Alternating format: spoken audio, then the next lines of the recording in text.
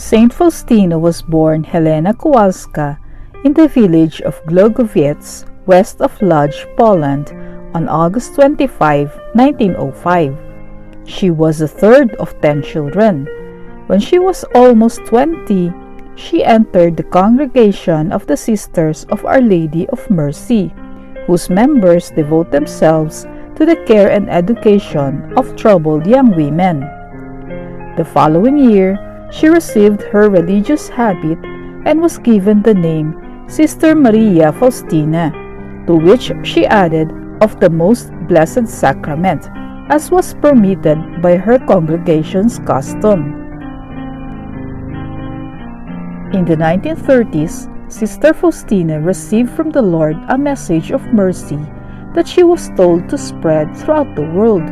She was asked to become the apostle and secretary of God's mercy, a model of how to be merciful to others, and an instrument for re-emphasizing God's plan of mercy for the world. The message of mercy that Sister Faustina received is now being spread throughout the world. She has been recognized by the Church as a saint, and her diary, Divine Mercy in My Soul, has become the handbook for the devotion to the Divine Mercy. She would not have been surprised, for she had been told that the message of God's mercy would spread through her writings for the great benefit of souls. Through Saint Faustina, Jesus also revealed special ways to live out the response to His mercy, one of which is the Chaplet of Divine Mercy, as both a novena and a prayer for the 3 o'clock hour, the hour of His death. In the diary of Saint Faustina, she recorded a number of promises which Jesus made to those devoted to His divine mercy.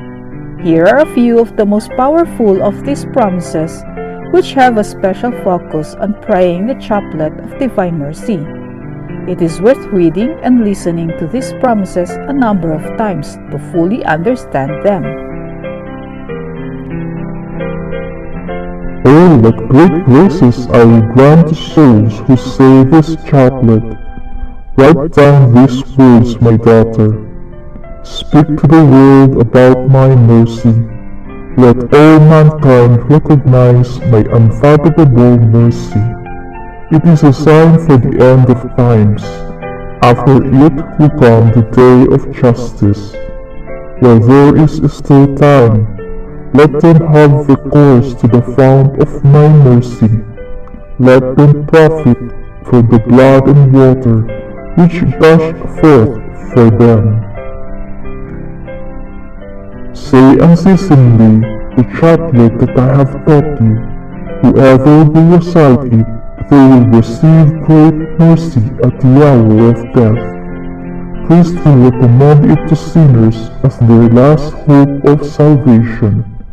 Even if there were a sinner most hardened, if he were to recite this chaplet only once, he would receive grace from my infinite mercy. It pleases me to grant everything souls ask of me by saying the chaplet. When 100 sinners say it, I will fill their souls with peace, and the hour of their death will be a happy one. Write this for the benefit of distressed souls.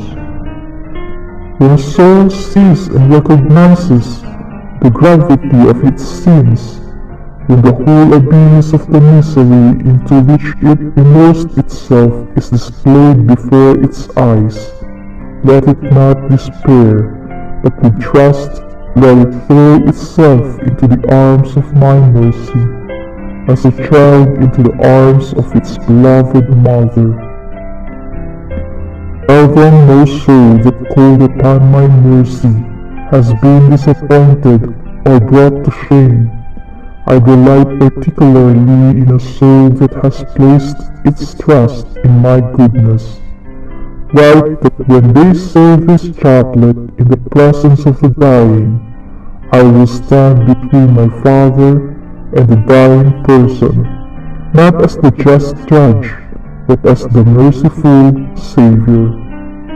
At the hour of their death, I defend every soul that will say this chaplet, as I do my own glory.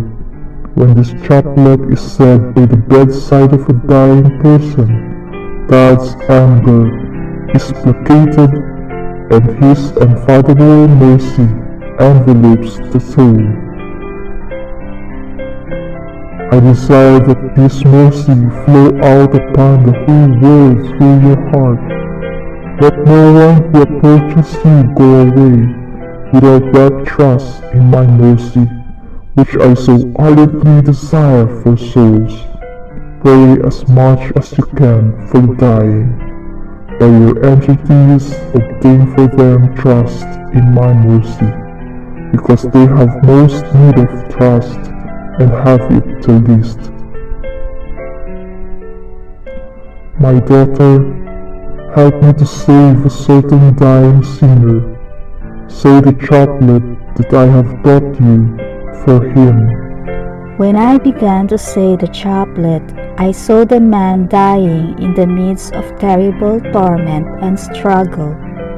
His guardian angel was defending him, but he was, as it were, powerless against the enormity of the soul's misery.